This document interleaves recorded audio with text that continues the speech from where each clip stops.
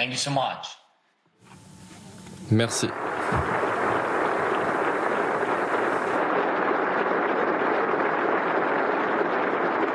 Thank you.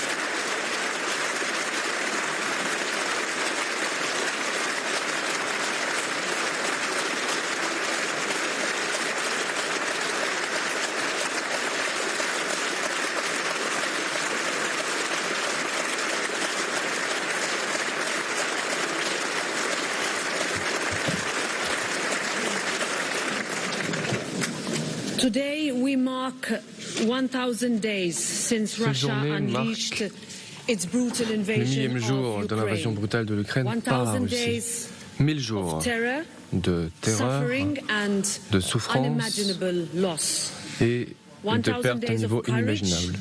1000 jours de courage, de résilience et de courage inébranlé.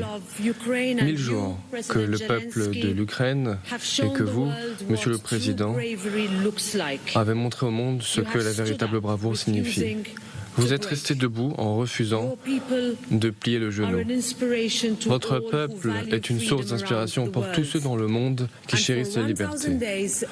1000 jours durant lesquels le Parlement européen a été à vos côtés et à ceux du peuple ukrainien, ainsi qu'aux côtés du Parlement ukrainien, unis. Et nous allons continuer à être à vos côtés aujourd'hui, demain et chaque jour, aussi longtemps qu'il le faudra.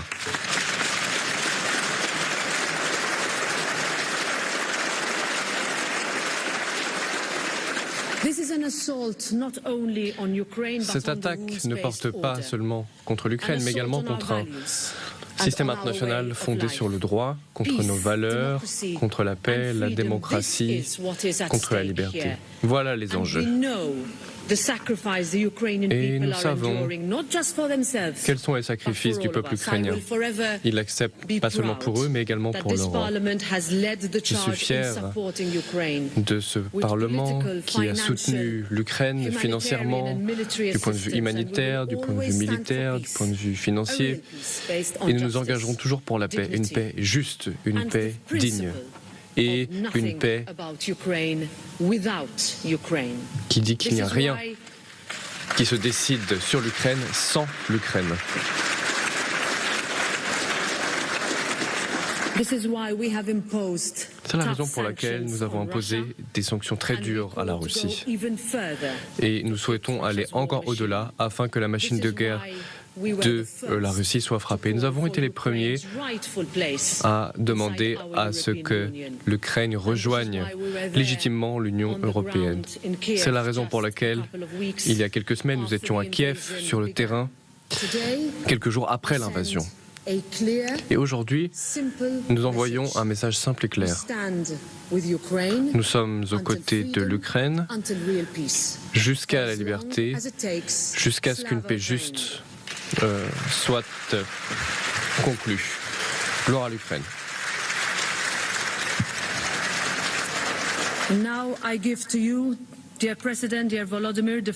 Monsieur le Président, cher Volodymyr, je vous donne maintenant la parole. Thank you so much. Thank you very much. Merci Dear beaucoup. Roberta, Madam President, Madame la Présidente, Mesdames et Messieurs les députés, chers amis de l'Ukraine, merci pour votre soutien. Merci Roberta d'avoir convoqué cette session extraordinaire du Parlement européen afin de marquer le 1000e jour de cette guerre. Merci beaucoup.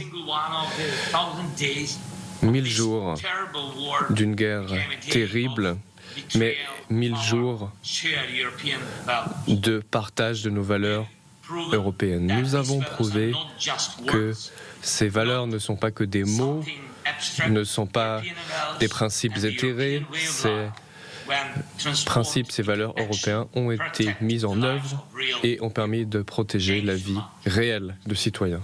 Merci pour cela.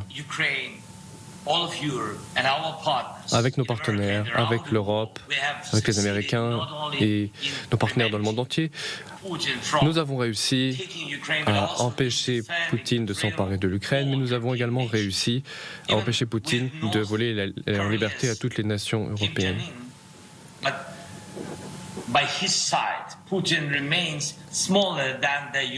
Avec son allié ridicule, Kim Jong-un de Corée du Nord, Poutine est beaucoup plus petit que tout ce que nous représentons. N'oublions pas ce que l'Europe est capable d'atteindre, et si nous pouvons empêcher notre volonté de s'effriter, alors nous pouvons contraindre la Russie à aller dans le sens d'une paix juste. Nous avons d'ores et déjà proposé une formule de paix, un plan de paix. Je remercie tous ceux qui l'ont soutenu à l'époque où je l'avais présenté. Vous et le Parlement européen ont été parmi ceux qui ont le mieux soutenu ce plan de paix proposé par l'Ukraine. Le seul plan de paix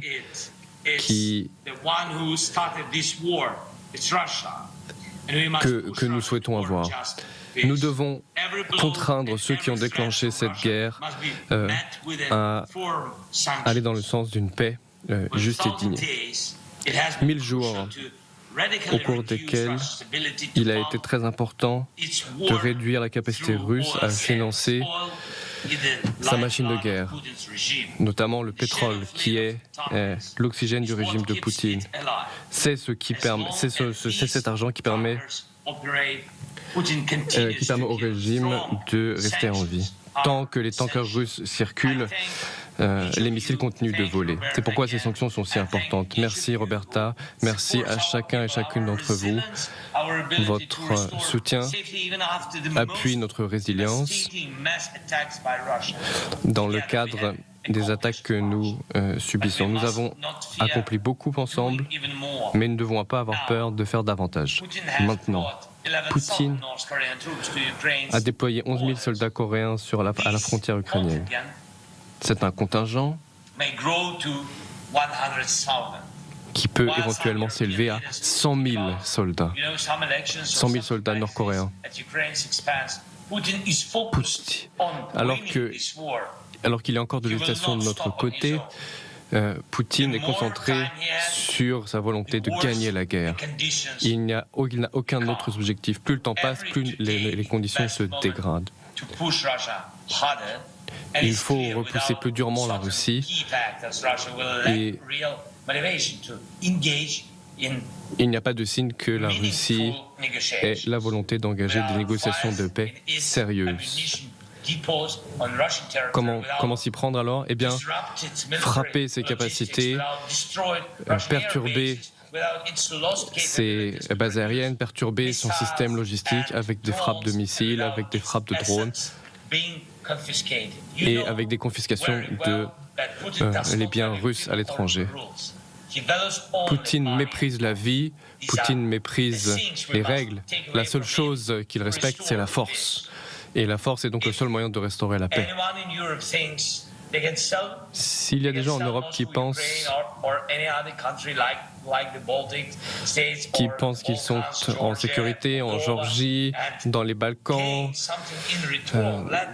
en Estonie, eh bien, je tiens à dire que personne ne peut profiter d'une mer calme alors qu'il y a la tempête autour d'eux. Il faut que cette guerre prenne fin d'une manière juste et dans des conditions qui nous soient favorables. Tu l'as dit, Roberta. Tu l'as dit également, 1000 jours, ces 1000 jours ont été 1000 jours de défis pour l'Ukraine. Et ensemble, faisons en sorte que l'année prochaine soit une année de paix. Merci encore pour votre soutien, pour les principes que vous représentez. Merci pour les visites que vous avez faites à l'Ukraine, en particulier durant la première année de la guerre qui a été si difficile. Merci pour votre foi en notre capacité à nous défendre. Gloire à l'Ukraine.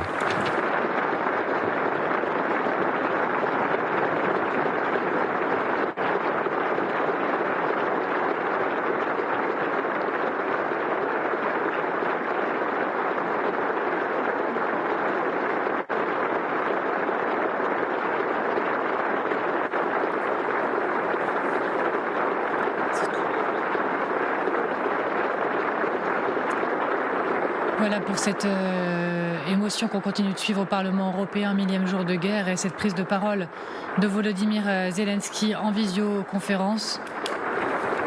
L'ovation, surtout beaucoup d'émotions. Volodymyr Zelensky qui appelle à frapper la Russie. Vous voyez ces mots s'afficher, il faut frapper la Russie. Les mots de Volodymyr Zelensky qui vient de s'exprimer, 1000e jour de guerre en Ukraine. Discours prononcé devant le Parlement européen à Bruxelles. Il était en visioconférence et cette ovation, cette émotion surtout de ces responsables européens avec ces mots du président ukrainien. Il faut frapper la Russie. Il faut repousser plus durement la Russie. Il ne croit pas à la volonté de Poutine de négocier, en tout cas pas la paix juste que le président ukrainien appelle de ses voeux. Alors il dit frapper comment? Frapper les intérêts, perturber les bases, confisquer les biens.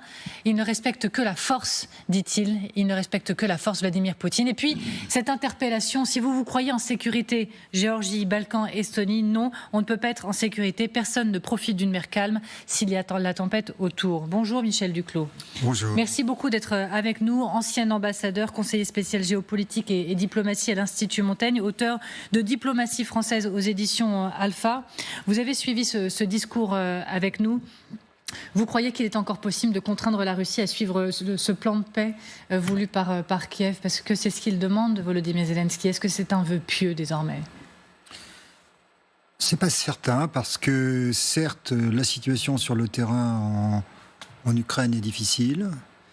Certes, le facteur Trump va constituer un élément de disruption pas facile à gérer, mais c'est pas sûr que Poutine soit capable d'exploiter les opportunités que vont lui offrir la nouvelle administration américaine. C'est pas sûr que sa situation soit aussi prospère et satisfaisante que ça. Et donc, je pense qu'il a certainement une fenêtre d'opportunité dans les prochaines semaines, peut-être même malheureusement les prochains mois. Mais si les Ukrainiens sont capables de tenir, c'est-à-dire si nous sommes capables de faire en sorte qu'ils tiennent, ça peut encore se terminer relativement bien pour les Ukrainiens.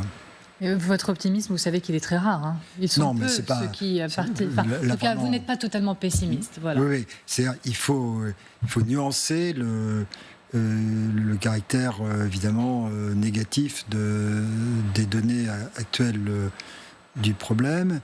Je dois dire que s'il y a un aspect pas très rassurant, c'est que beaucoup dépend des Européens, en dépit des apparences.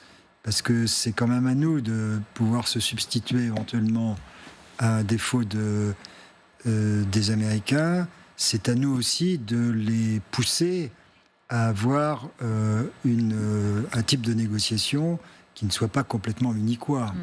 Et là, ce qui n'est pas rassurant, c'est que l'Europe continue à être assez inconsistante. C'est évidemment très bien que les parlementaires européens réagissent comme ça, mais c'est au gouvernement d'agir. Bien sûr, alors plusieurs points. Je vais commencer par les États-Unis, puisque la grande information non confirmée totalement d'ailleurs par la Maison-Blanche, donc on garde un peu de prudence, de l'autorisation par les États-Unis pour l'Ukraine d'élargir l'utilisation des armes américaines sur le territoire russe. Est-ce que ça fait partie de ces éléments qui vous permettent de ne pas tomber dans le catastrophisme le plus total? Est-ce que vous vous dites que ça peut être un effet positif, provoquer même un tournant, permettre à cette Ukraine de résister un peu mieux, comme vous le disiez? Ce n'est pas un tournant sur le plan militaire. Oui. Parce que malheureusement, pour que ce soit un tournant, il faudrait que les Ukrainiens aient beaucoup plus, un nombre beaucoup plus élevé de ces armes. Avec ce qu'ils ont, ils peuvent évidemment améliorer leur situation sur le terrain, notamment dans la région de Koursk, mais ce n'est pas ça qui, en soi, va suffire à bouleverser la situation militaire. Par contre, sur le plan des symboles, c'est vrai, un tabou qui est crevé, malheureusement tellement tard qu'on peut se demander si c'est encore un vrai intérêt, et dans un contexte où il n'est pas certain, évidemment, que l'administration américaine suivante endossera la décision du président Biden. Mais ceci dit, c'est vrai quand même qu'à chaque fois, ça a toujours été trop peu et trop tard, hein, je peux le premier le dire, c'est une évidence. le soutien des Occidentaux en général et des Américains en particulier à l'Ukraine. Mais à la fin des fins, c'est quand même mieux que les Américains aient fait ce choix.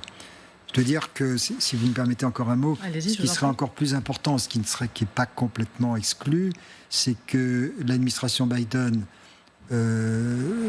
soumette au Congrès un nouveau supplemental, comme ils disent, c'est-à-dire un nouveau paquet d'aides qui serait voté avec l'assentiment de Trump d'ici la fin de l'année. Pourquoi c'est pas complètement impossible ? Parce que, évidemment, ce serait la chose à faire, tout le monde est d'accord, et parce que ça peut séduire Trump sous l'angle, ça renforce sa main pour une négociation. Donc ça, je pense que ce serait une autre décision qu'il serait vital que l'administration Biden puisse prendre d'ici la fin de l'année.